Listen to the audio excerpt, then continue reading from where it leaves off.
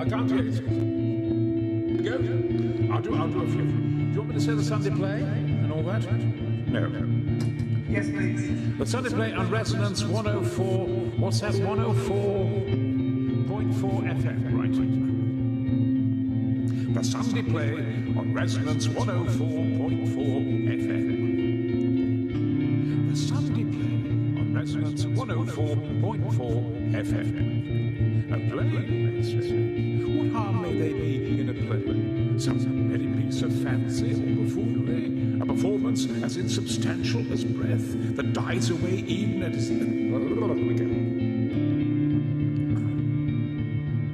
a play, you may say? What harm may there be in a play? Some merry piece of fancy or buffoonery, a performance as insubstantial as breath that dies away even as it is given life? Why need we fear a play? Live radio drama on Resonance FM. Wait a minute. Sorry. I'll do it all again. Wait a minute.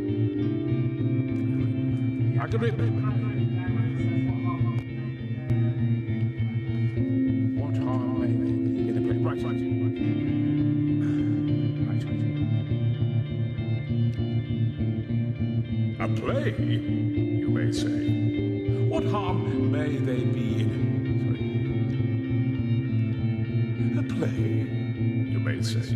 What harm may they be in a play? Some merry piece of fancy or buffoonery, a performance as insubstantial as breath that dies away even as it is given life? Why need we fear a play? Live radio drama on Resonance FM every Sunday from 9:30 to 10:30. It's a pleasure. Can you put that? Does it sound all right? Good.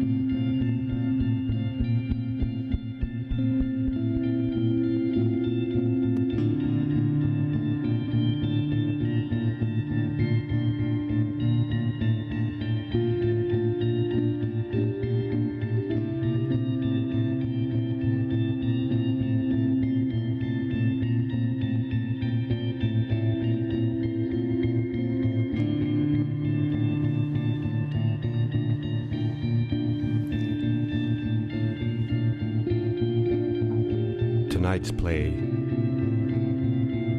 is a tribute to the late Harry Horse, who died last week. All of the writings in tonight's play are by him.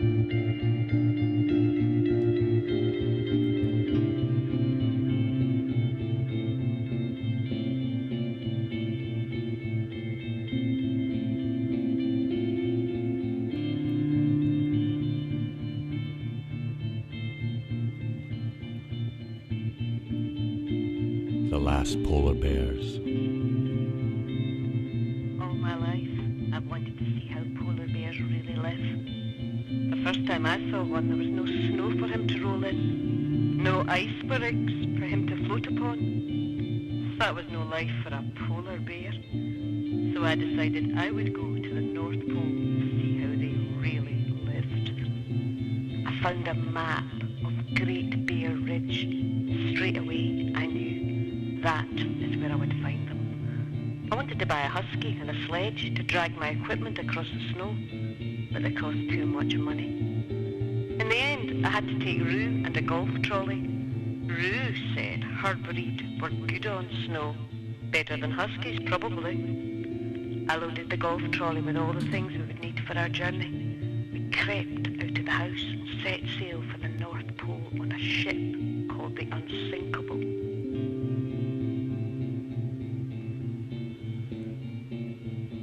Every day's like Sunday. All my heroes are dead. Just like Schopenhauer said, a freely chosen death is only waking up from this nightmare. We're prisoners to a savage god, blind obedient from beatings ordered by Bush and Blair. Those times new Roman converts. All my heroes are dead. Blake, Burns, Byron, and John Balance. Kurt Cobain, Hart Crane, Hemingway, Virginia Woolf, Sylvia Plath, Vincent van Gogh cut his ear off. All my heroes are dead. As Hugh Cornwell said, no more heroes anymore. Just Tom and Katie, waving from the door of their retreat in Tuscany, a fame-addicted nonentity, and none to rouse us from the nightmare and lead us to the morning.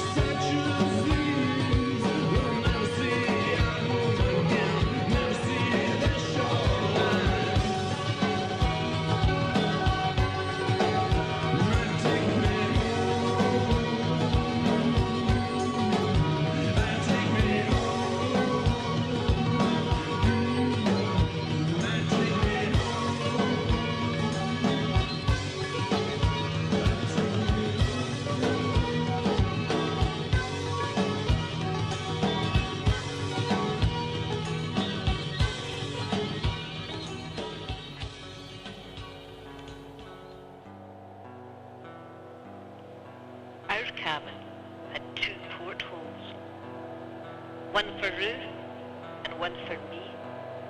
I saw a whale. Rue said she saw a sheep. It took Rue a while to get used to being on a ship. She lost her ball overboard and I had to tie her to the mast to stop her jumping in after it. Rue asked the captain if she could have a go at steering. For half an hour we went round in circles. Rue said dogs always steer like that. It was a long way to the North Pole.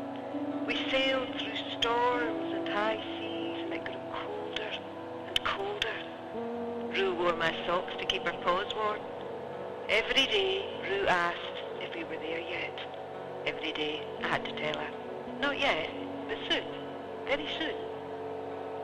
Then, one night, the ship took a real pounding from a dreadful storm. The engine stopped completely. When the captain tried to get it going again, nothing happened. Until Rue helped. Hooray! At last, we landed at a place called Walrus Bay. The captain wished me luck and gave Rue a tin of macaroni cheese. I think he really liked her. We were sad to see him go.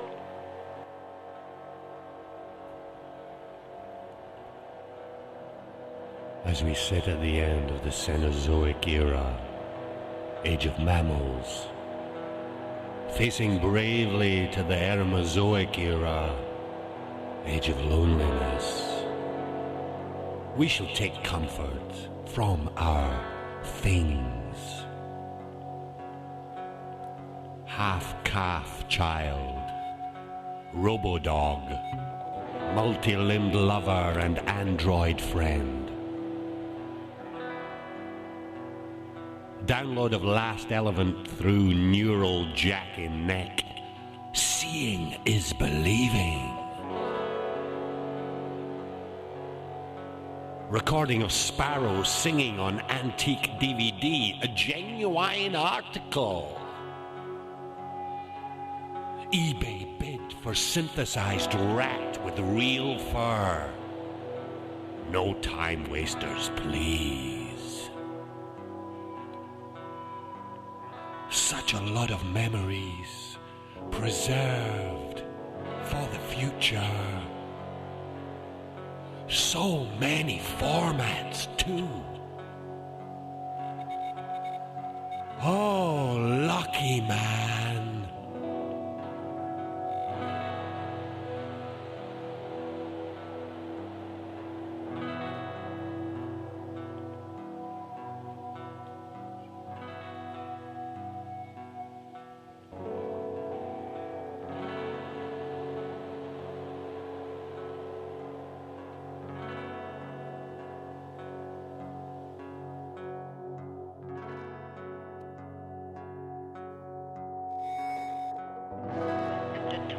By hundreds of penguins, but no polar bears. Our cabin stood on a hill just outside Walrus. It was very dirty inside, and it seemed quite gloomy. But we soon cleaned it up. It wasn't much, but it was home. Our first night at the North Pole was very cold. Rue would not sleep in her basket and got into my bed. Her paws stuck into me and she fidgeted about so much I hardly slept a wink. To make matters worse, a wolf sat on our roof and howled all night. The next day, I wanted to begin our search for the polar bears, but the snow kept on falling. It snowed so much that it almost buried our cabin.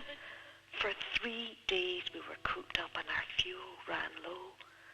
I had to burn the chair and Rue's basket to keep us warm. Rue was very upset about her basket. She said she wanted to keep things in it. I said it was a pity she hadn't slept in it. Sometimes I wish I had brought a husky. I tried to sleep, but was woken by more wolves running across the roof. Rue said that she was tired of looking for polar bears and wanted to go home. She said that it was sand her breed were good on, not snow.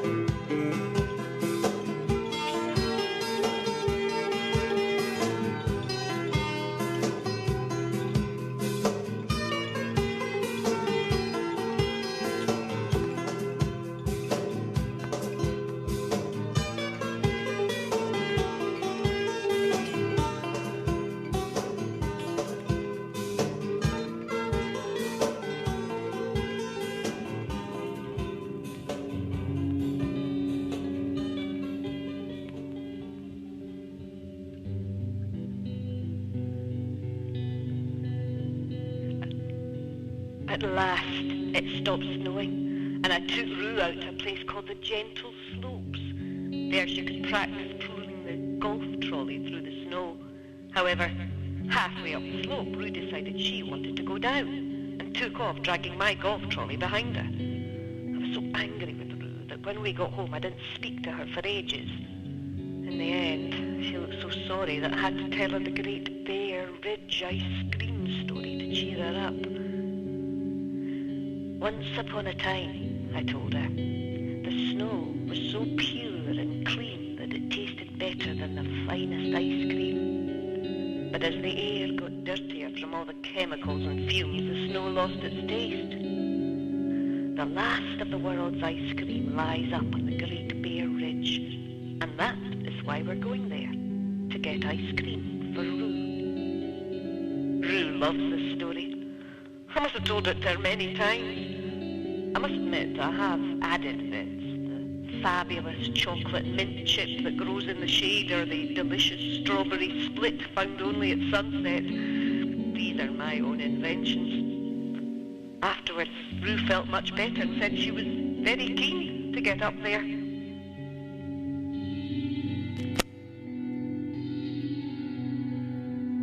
I've always been troubled by the footage of George Bush reading to the school children as the second plane hit on the morning of 9/11.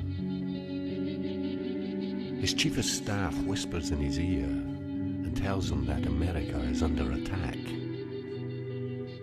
There is that strange, furtive expression Bush gives before returning to peruse the pages of The Pet Goat. It must have been a good book. Maybe even lent it to Tony for the holidays, which is possibly why, during the greatest threat to national security since the Second World War, Parliament has not been reconvened, and our leader remains on the beach reading The Pet Goat.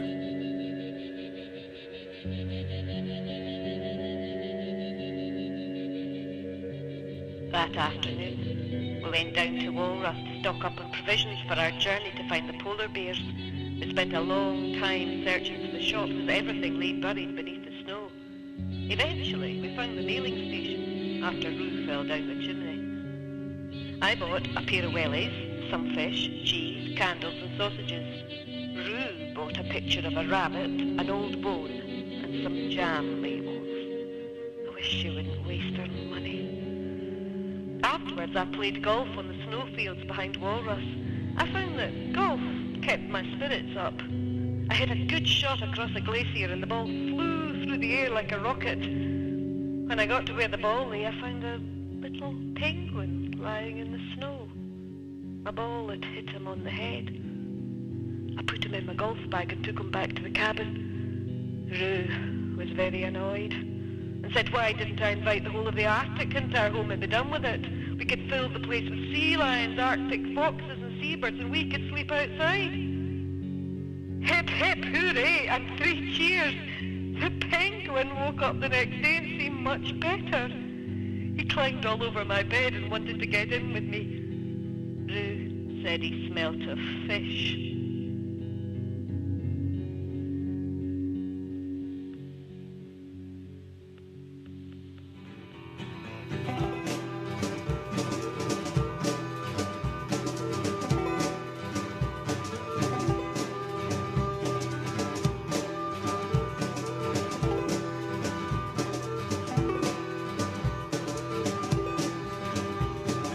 He went down, found a wife, all he found was trouble.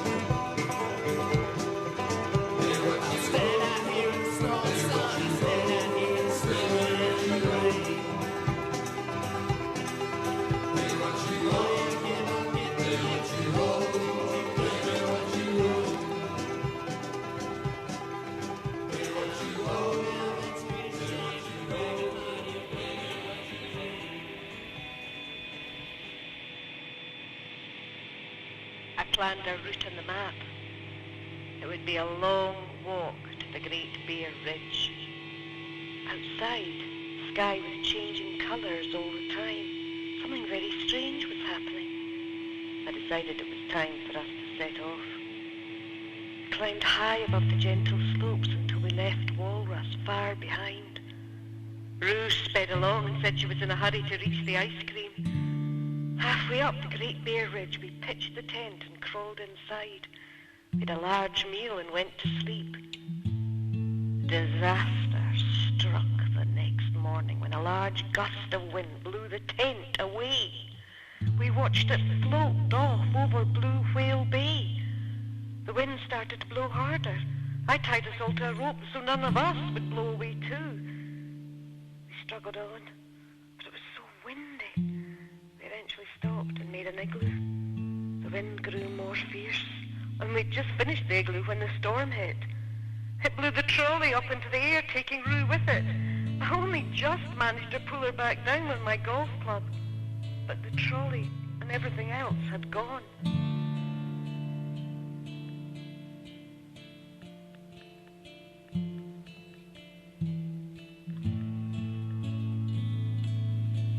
Madame Blavatsky, the famed Russian seer and Atlantis enthusiast, kept a stuffed baboon dressed in tails and top hat to remind her of Darwin and his theory of evolution.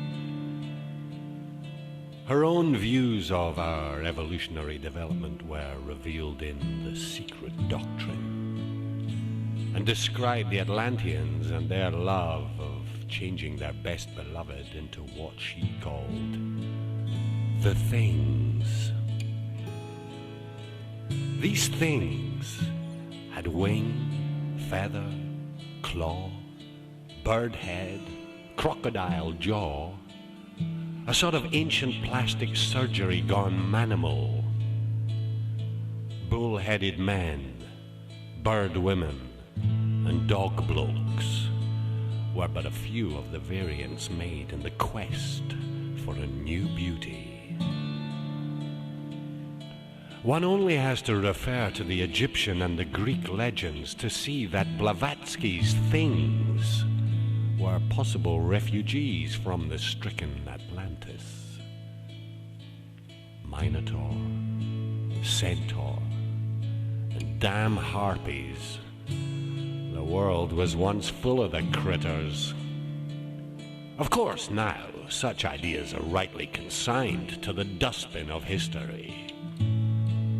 The very idea that scientists could splice together the genes of a human and, say, for instance, a cow, are indeed ridiculous. Besides, with an imminent flood promised, there couldn't possibly be the chance of fable repeating itself, could there? Moose.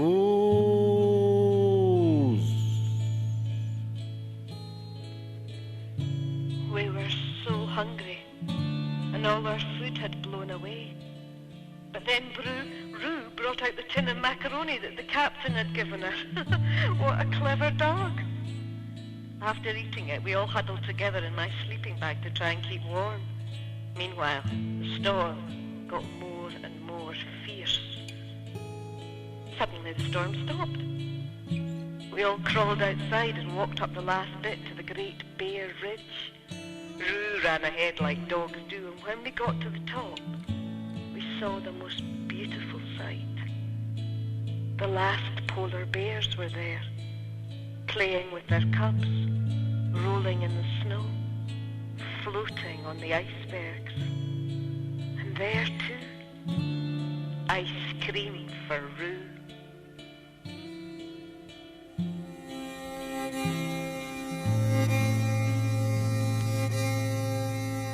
Gone is the man who always fell, the man with lights and still. Try from the landless factory hand and force against his will. In another time and another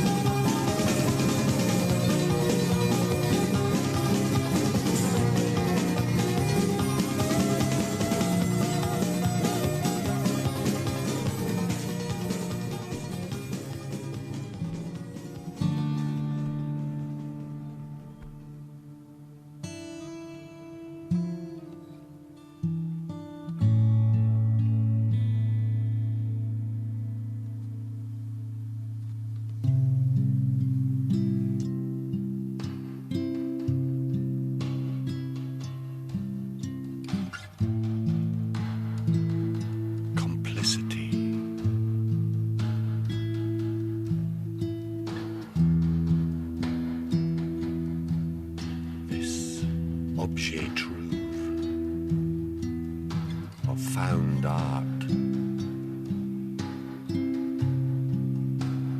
that I have disfigured most horribly is meant to represent the heart of those who act in complicity with the warmongers, Bush and Blair.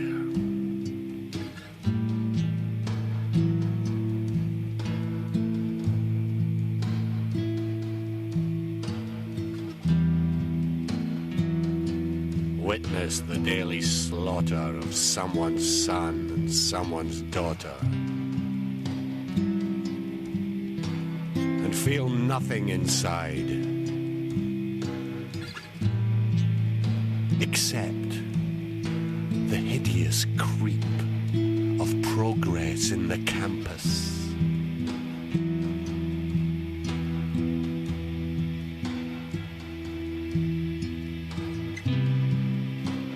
I quote Mary McCann from her seminal poem, Working for Molech, to make my point.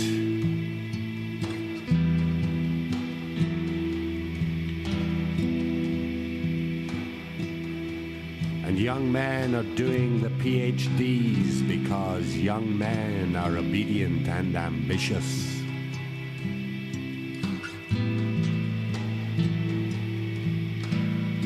Someone wants warheads,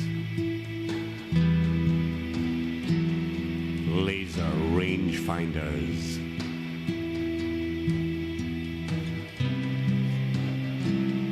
hunt and destroy capabilities,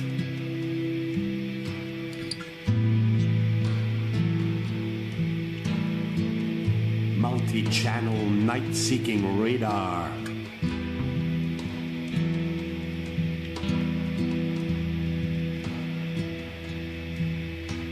science is neutral.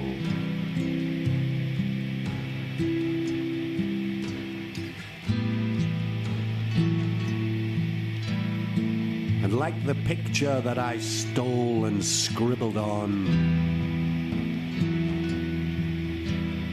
I'll keep stealing until there's nothing left to thieve.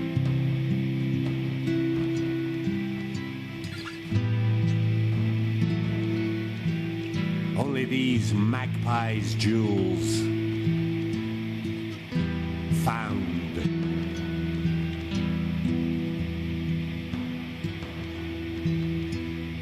in a blown down nest.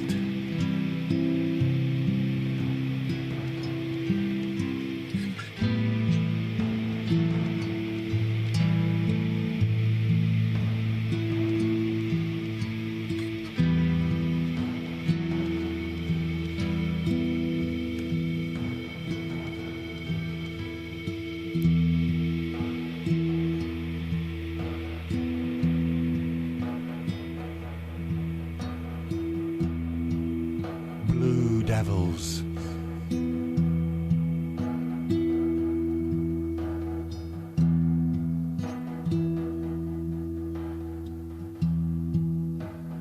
When the poet John Clare failed to adapt to the new world of the Industrial Revolution,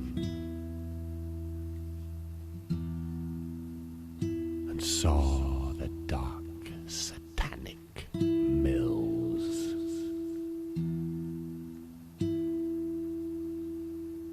spreading across the green fields of his youth. He wandered the byways of his now blighted countryside, raving, fulminating about what he called the Blue Devils.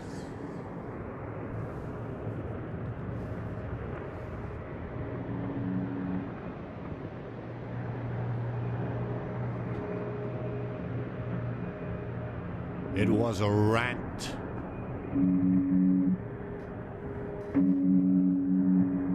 worthy of a great poet.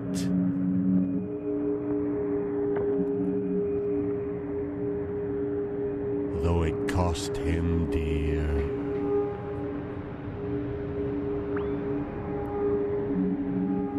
The asylum was notified.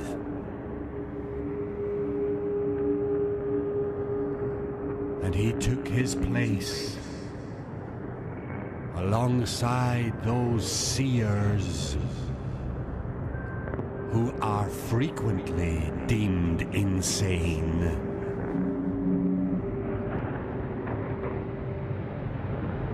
In order to make the rest of us look reasonable.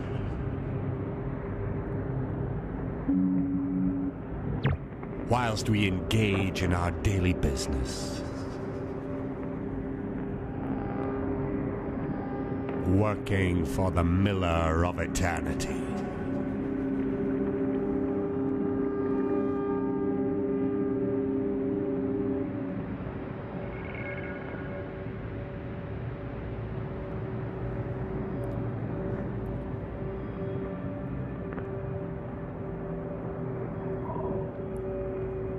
What are these Blue Devils?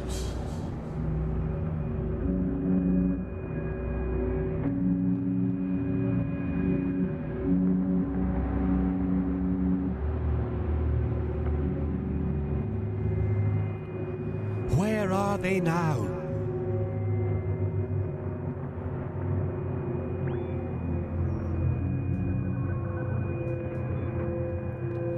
Can seeing them get you sectioned?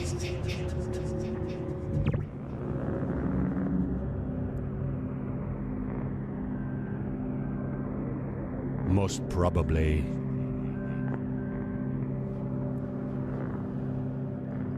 Though the antidepressants should take care of any unpleasant side effects.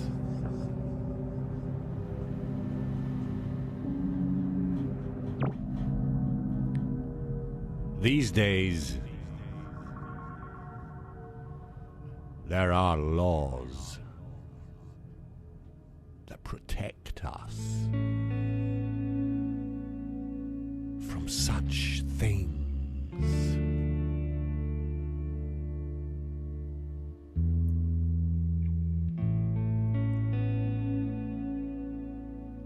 This picture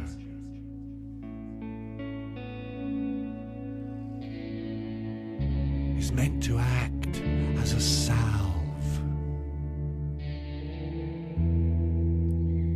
for the poor humanist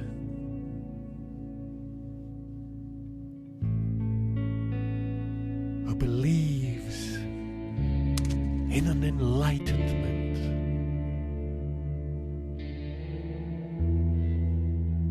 through the noble promises of that creature who calls himself man.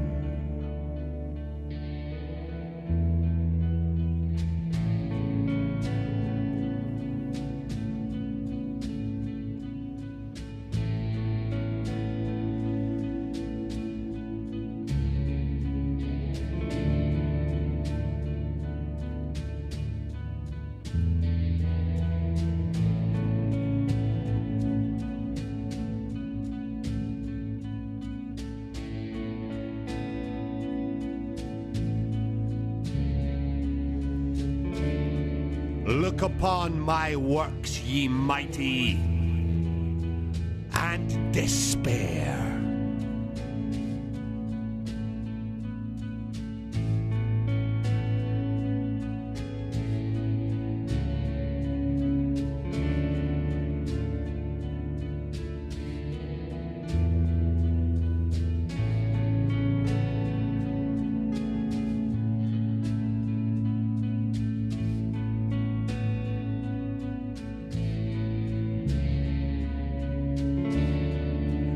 devils are everywhere.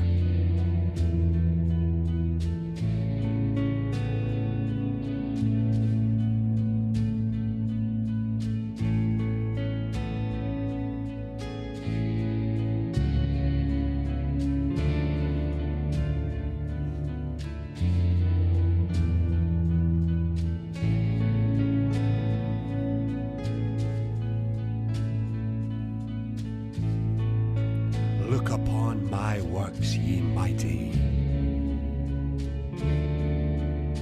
and despair.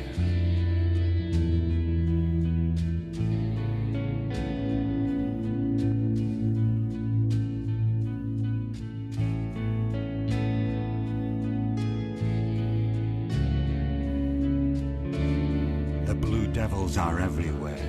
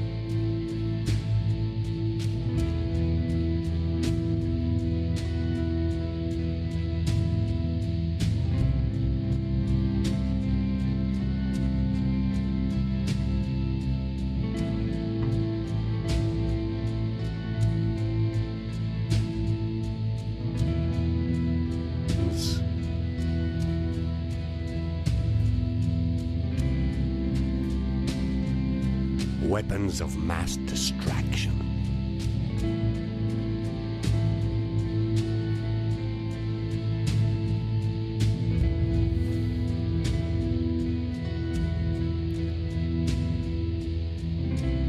Is what Tony Blair said by accident, or was it design? Funny, innit? Our troops are taking flak. Fat boy and lying get all petulant. Wiki.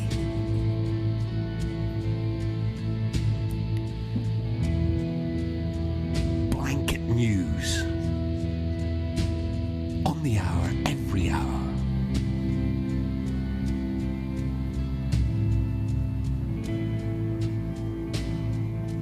Controlled demolitions.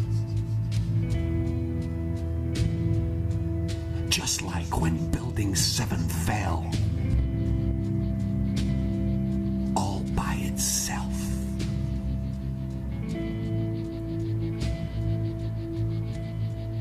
As Burroughs said, if you're not paranoid, there's something wrong with you.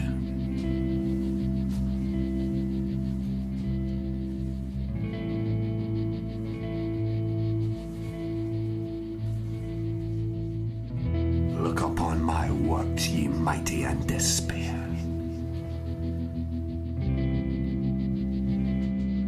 The blue devils are everywhere.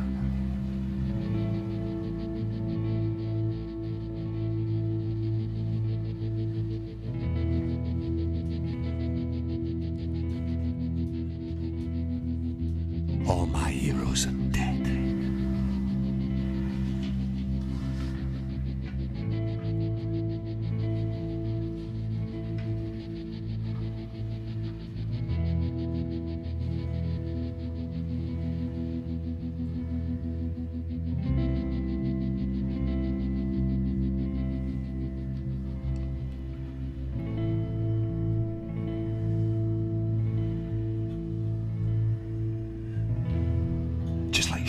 Said, a freely chosen death is only waking up from this nightmare. prisoners to a savage god, blind, obedient from beatings ordered by Bush and Blair. Those times, new Roman converts, all my heroes are dead. Blake, Burns, Byron, John Balance, Kurt Cobain, Hart Crane, Hemingway, Virginia Woolf, Sylvia Plath, Vincent van Gogh cut his ear off, Harry Horse, Harry Horse, Harry Horse. All my heroes are dead. As Hugh Cornwell said, no more heroes anymore, just Tom and Katie waving from the door of their retreat in Tuscany. A fame-addicted nonentity. And none to rouse us from the nightmare and lead us to the morning.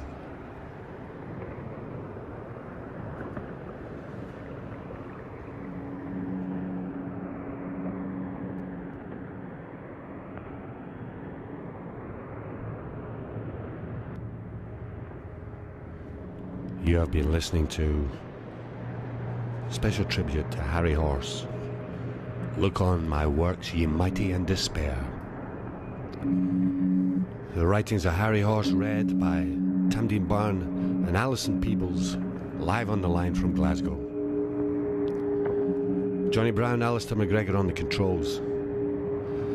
We had 4 tracks from Swamp Trash, Harry Horse's band. And this you're hearing now, lots of the music has been from Yellow 6. Thank you for listening.